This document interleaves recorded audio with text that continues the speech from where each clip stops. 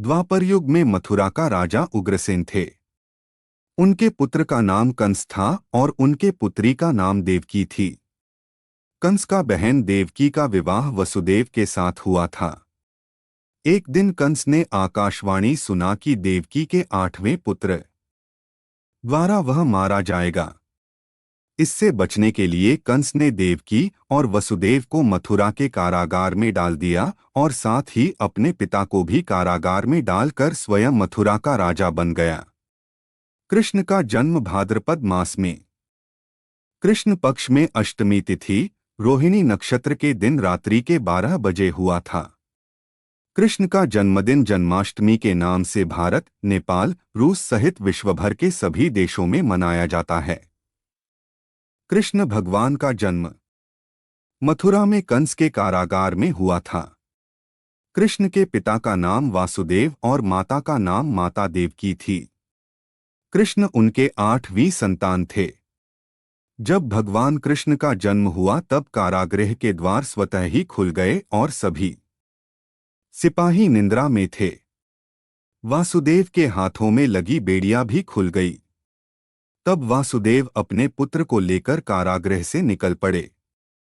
गोकुल के निवासी नंद की पत्नी यशोदा को भी संतान का जन्म होने वाला था। वासुदेव अपने पुत्र को यशोदा के पास रखकर उनकी संतान को लेकर मथुरा चले आए। कंस अपनी बहन देवकी के सभी बच्चों को मारने की व्यवस्था करता है।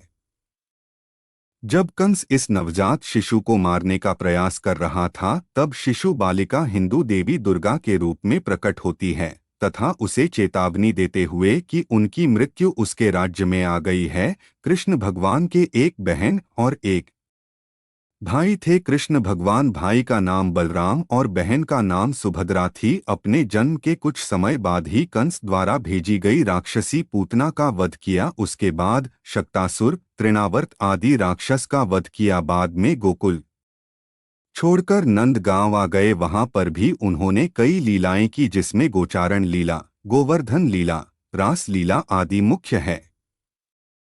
भगवान कृष्ण ने स्नान करती गोपियों के कपड़े चुराकर उन्हें एक सिख दिया था। भगवान कृष्ण ज्यादातर समय अपने प्रिय सखी राधा के साथ बिताना पसंद करता था। उनके साथ खेला, कूदा, रास रचाए। इतना ही नहीं, कृष्ण ने सबसे ज्यादा बंसी राधा के कहने पर बजाई। राधा कृष्ण का प्रेम ऐसा था जिसकी आज भी मिसाल दी जाती है। लेकिन कृष्ण ने राधा से शादी नहीं की। राधा व कृष्णा एक दूसरे से बहुत प्यार करने के बाद भी दोनों की मिलान नहीं हो पाया। राधा व कृष्ण के वियोग के समय राधा की आयु 12 वर्ष एवं कृष्ण की आयु 8 वर्ष थी। राधा कृष्ण का प्रेम में कोई शारीरिक आकर्षण नहीं बल्कि आध्यात्मिक था। राधा और कृष्ण जब आखिरी बार मिले थे तो राधा ने कृष्ण से कहा था कि भले ही वो उनसे दूर जा रहे हैं लेकिन मन से कृष्ण हमेशा उनके साथ ही रहेंगे। श्री कृष्ण ने किया मामा कंस का वध। कृष्ण ने वृंदावन में सभी से विदा लिया और अक्रूर जी श्री कृष्ण व बलराम को मथुरा लेकर आए जहां कंस ने कृष्ण के प्राणांत की योजना बना रखी थी। श्री कृष्ण ने इसी समय मामा कंस का वध किया और मथुरा वासियों को उसके आतंक से मुक्त करा दिया। श्री कृष्ण ने अपने नाना उग्रसेन को मथुरा का राजा बनाया और अपने माता पिता से मिले श्री कृष्ण ने किया मामा कंस का वध। श्री कृष्ण ने द्वारका स्थापित की। एक समय आया जब भगवान कृष्ण मथुरा छोड़कर द्वारका में एक नया नगर बसाया। श्री कृष्ण की इस नगरी का नाम द्वारका था। अनेक द्वारों का शहर होने के कारण इस नगर का नाम द्वारका पड़ा। श्री कृष्ण के पहली पत्नी देवी रुक्मिणी थी।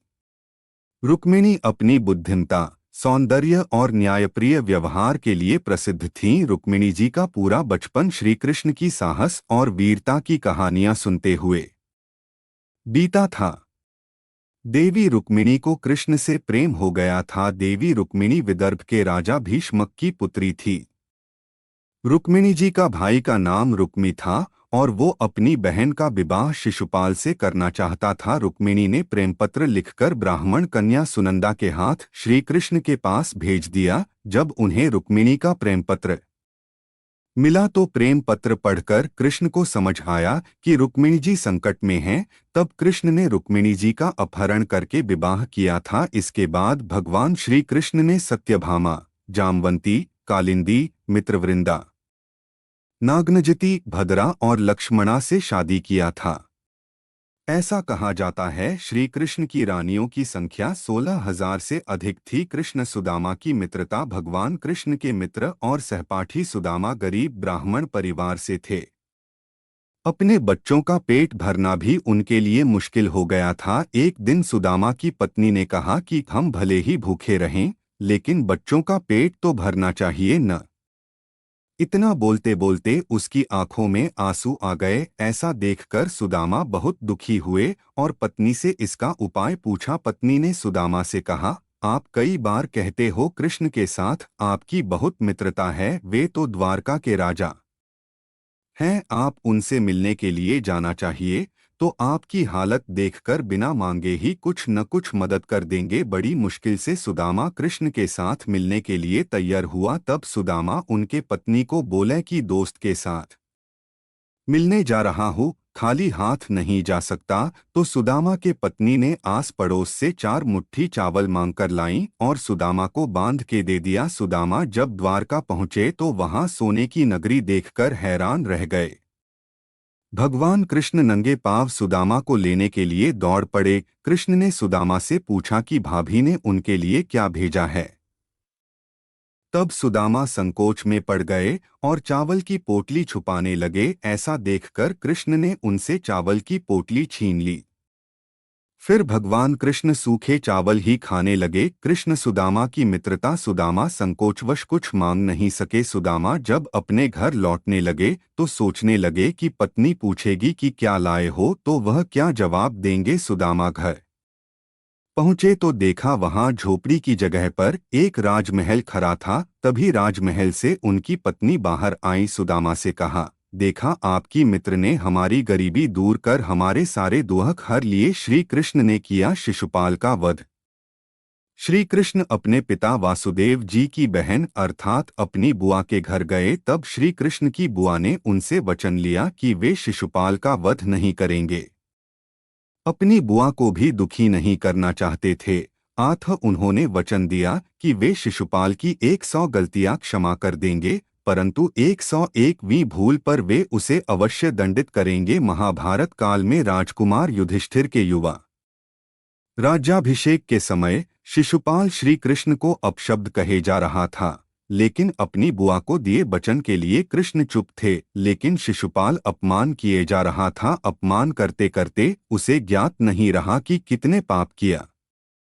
और 100 अपशब्द पूरा होने के बाद जब 101 अपशब्द कहा, तब भगवान श्री कृष्ण ने अपने सुदर्शन चक्र का आह्वान किया और इससे शिशुपाल का वध कर दिया। महाभारत के युद्ध में भगवान श्री कृष्ण पांडवों के पक्ष में थे। इस महान युद्ध पर श्री कृष्ण अर्जुन के सारथी बने थे। इस युद्ध में पांडव और कौरवों का आमना सामना हुआ था। महाभारत युद्ध 18 दिन तक चला था और अंत में जीत पांडवों की हुई थी। श्री कृष्ण ने अश्वत्थामा को श्राप दिया। महाभारत युद्ध के अंत होने के बाद दुर्योधन के कहने पर अश्वत्थामा ने नींद में सोते पांडव पुत्रों को धोखे से मार दिया। तो पांडव और भगवान कृष्ण अश्वत्थामा का पीछा करते हुए महर्षि वेदव्यास के आश्रम में पहुंचे। तब अश्वत्थामा ने पांडवों में ब्रह्मास्त्र से आक्रमण किया। यह देखकर अर्जुन ने भी अपना ब्रह्मास्त्र छोड़ दिया। महर्षि व्यास ने दोनों ब्रह्मास्त्र को टकराने से रोकने के लिए अश्वत्थामा और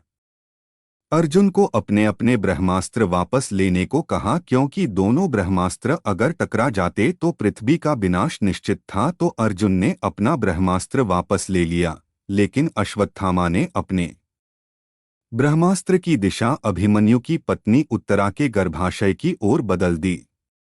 यह देखकर भगवान कृष्ण क्रोधित हो गए। अपनी सुदर्शन चक्र से अश्वत्थामा के माथे पर लगी मणि को निकाल दिया, जिससे उसके माथे पर एक घा हो गया। और कृष्ण ने अश्वत्थामा को श्राप दिया कि तुम 3000 साल तक इस धरती पर भटकते रहोगे। तुम्हारे शरीर से बदबूदार घाव की गंध निकलेगी, इसलिए तुम मनुष्यों के बीच नहीं रह पाओगे। कोई तुम्हें पानी के लिए पूछेगा भी नहीं। गांधारी ने दिया था यदुवंश के नाश का श्राप। 18 दिन चले महाभारत के युद्ध के अंत में पांडवों की जीत हुई और कौरवों के समस्त कुल का नाश हुआ। जब हस्तिनापुर में युधिष्ठिर का राजतिलक हो रहा था, माता गांधारी ने महाभारत युद्ध के लिए श्री कृष्ण को दोषी ठहराते हुए श्राप दिया कि जिस प्रकार कौरवों के वंश का नाश हुआ है, ठीक उसी प्रकार यदुवंश का भी नाश होगा। गांधारी ने दिया था यदुवंश के नाश का श्राप। बलराम जी के देह त्यागने के बाद एक दिन श्री कृष्ण पीपल के नीचे ध्यान की मुद्रा में बैठे हुए थे। तब एक शिकारी उधर से जा रहा था और उसे लगा कि कोई हिरन है और बिना कोई विचार किए वहीं से एक तीर छोड़ दिया, जो कि श्री कृष्ण के तलवे में जाकर लगा। शिकारी पास जाकर देखा तो वहां पर श्री कृष्ण थे। इसके बाद उसे बहुत पश्चाताप हुआ और वह क्षमायाचना करने लगा। तब श्री कृष्ण ने उसे कहा कि जो मैं चाहता था तुमने वह किया है और इसके लिए तुम्हें स्वर्गलोक की प्राप्ति होगी। इसके बाद उन्होंने अपने प्राण त्याग दिए और भगवान कृष्ण की मृत्यु हो गई। फिर कृष्ण की मृत्यु के बाद अर्जुन ने भगवान कृष्ण का अंतिम संस्कार किया। लेकिन क्या आपको पता है अपना शरीर छोड़ने समय भगवान कृष्ण कितने वर्ष के थे? तो आपको बताना चाहूंगा। देह त्यागने के समय भगवान श्री कृष्ण 125 वर्ष के थे। भगवान कृष्ण के विदा होते ही द्वारका नगरी समुद्र में डूब गई और यादव कुल नष्ट हो गया। आप सबसे निवेदन है, आप अपना सुझाव दे। श्री कृष्ण की कहानी आपको कैसी लगी कमेंट्स जरूर बताएं। चैनल को सब्सक्राइब करें और लाइक करें।